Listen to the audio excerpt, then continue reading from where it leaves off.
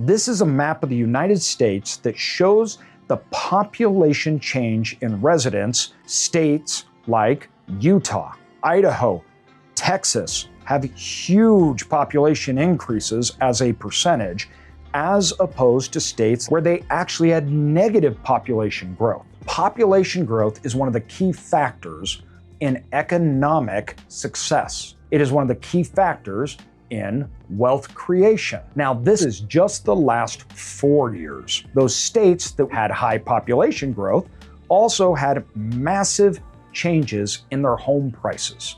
States like Idaho, Montana, Florida, and Maine all saw their home prices skyrocket in the last 4 years. So people that lived in areas that had mass population growth saw huge percentage increases in their homes. Areas that had low population growth, they could see stagnant or even declining value in their homes. If you are a homeowner, this is a major, if not the most contributor to your wealth. So the disparity of people in the United States and where they sit financially is very dependent on where you live. We also factor your age, marital status, income, and even sex when we're looking at how we perceive the world and our surroundings, your life, and your economic status, and how you perceive if you're doing better or worse off. This is represented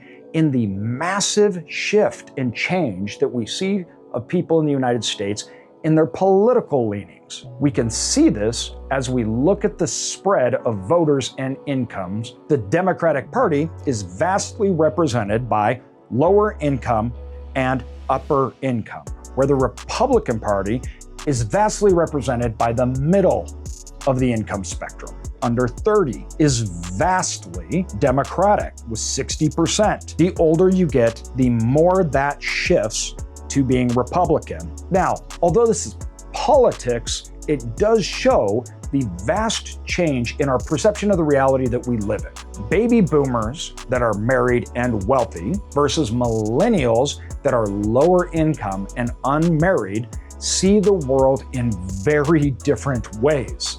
And that divide has gotten bigger. Even how we spend our lives has dramatically changed from these two generations. Comparing both generations at the age of 30, those that have lived on their own from 1983 to now has dropped from 80% to 60%. Those that live with a child in 1983 was almost at 60%, now it's almost at 30%. Those that have ever married has gone from 80% to 40%. And those that own a home have dropped dramatically.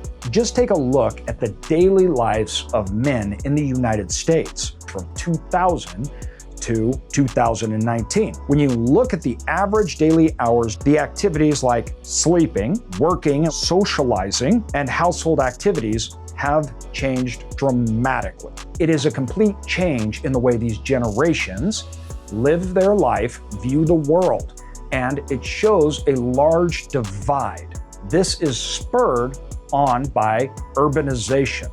We can see since 1990 to 2030, the expectation and what has changed. We have become more and more urbanized, people living in cities and maybe not owning homes. And this has largely been brought on by millennials and Gen Xers.